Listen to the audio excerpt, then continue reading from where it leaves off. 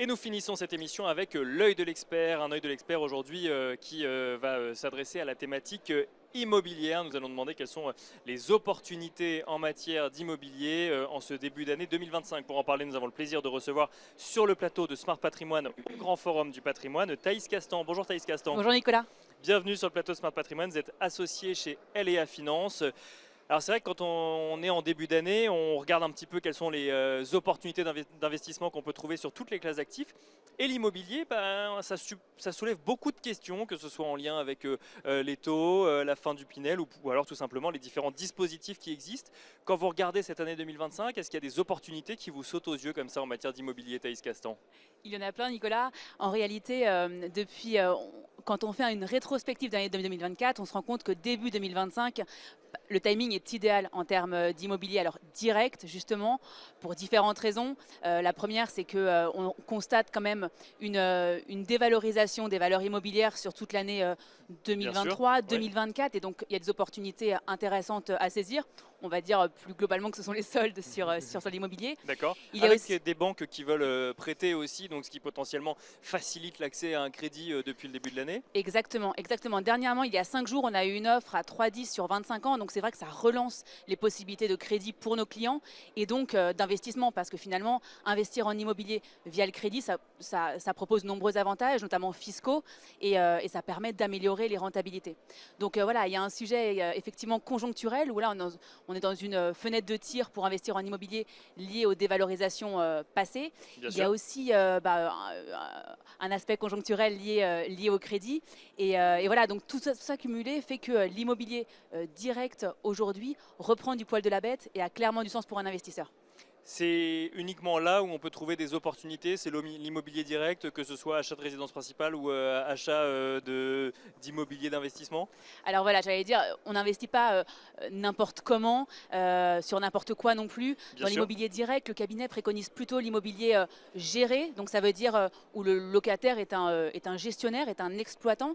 Et la grande différence avec de l'immobilier traditionnel, en locatif, hein, bien sûr, c'est qu'on n'est plus en bail civil, mais on est en bail commercial.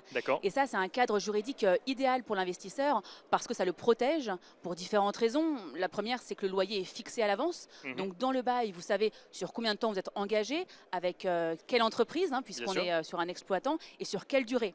Ce qui veut dire qu'on n'a pas une simulation qui est hypothétique, on a une simulation qui est fixe pour le loyer, fixe vis-à-vis du crédit si on emprunte, puisque finalement c'est à taux fixe. Et donc on a une certaine visibilité, si vous voulez, sur votre investissement. C'est marqué. Exactement.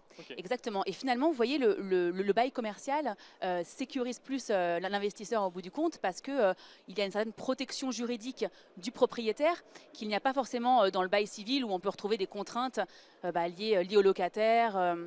Mais alors, vous nous avez parlé d'immobilier géré, ça veut dire qu'en plus, ce que vous préconisez, c'est de passer par des sociétés qui ensuite font ce type d'investissement commerciaux. Exactement, exactement. Et c'est le bon point parce que la sélection forcément de l'exploitant, du locataire est un point central dans cet investissement.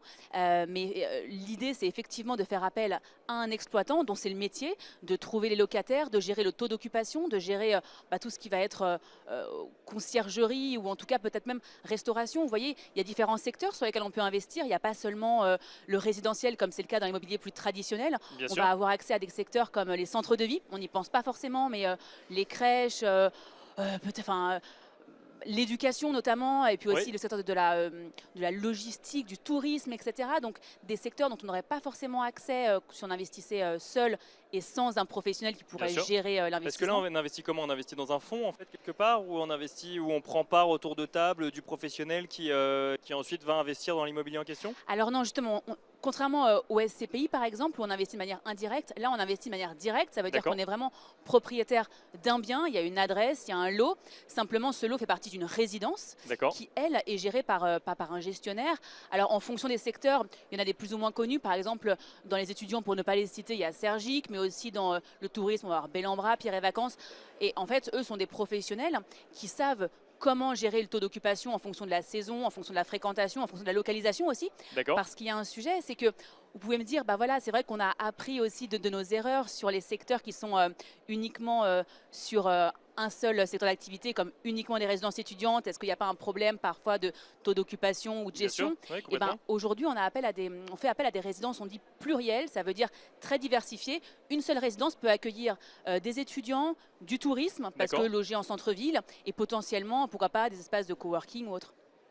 Résidence senior, ça rentre aussi dedans ou c'est un mécanisme différent? Tout à fait. Alors, résidence senior, c'est un investissement différent des EHPAD, hein, par exemple. Bien Ne sûr. pas confondre les deux. Mais oui, les résidences seniors, on le voit en poupe parce qu'au vu de la démographie actuelle, il y a de plus en plus de seniors et il faut les loger. Et donc, clairement, ça a du sens. Après, voilà, le secret en immobilier, ça va être l'emplacement, hein, c'est certain. Bien Les sûr. seniors, ils veulent pas être délocalisés, ils veulent encore aller au cinéma, au Ils veulent être restaurant. avec les étudiants finalement. Pourquoi pas? Pourquoi Pourquoi pas? pas? Est-ce que c'est, on parle beaucoup de LMNP quand on parle de résidence étudiante ou résidence senior, ça rentre dans ce dispositif-là, même si on parle de baux commerciaux gérés par des professionnels? Absolument, absolument. En D'accord, fait, il y a le ok. cadre du LMNP qui est plutôt un cadre fiscal finalement, parce qu'on doit donc globalement loger le bien pour que voilà, le locataire puisse dormir, manger et se laver, mais c'est surtout un cadre fiscal optimal parce que grâce à un amortissement qui est généré, on réduit son bénéfice foncier à zéro, ce qui neutralise la fiscalité sur plusieurs années. Bien sûr. Donc forcément, ça a un impact positif sur la simulation et sur l'investissement de la personne qui souhaite investir. Parce que la fiscalité aujourd'hui a un impact assez important sur la rentabilité. Merci beaucoup Thaïs Castan de nous avoir accompagnés donc, dans Merci l'œil de Nicolas. l'expert. Je rappelle que vous êtes associé chez LEA Finance et quant à nous, on se retrouve très vite sur Bismart for Change.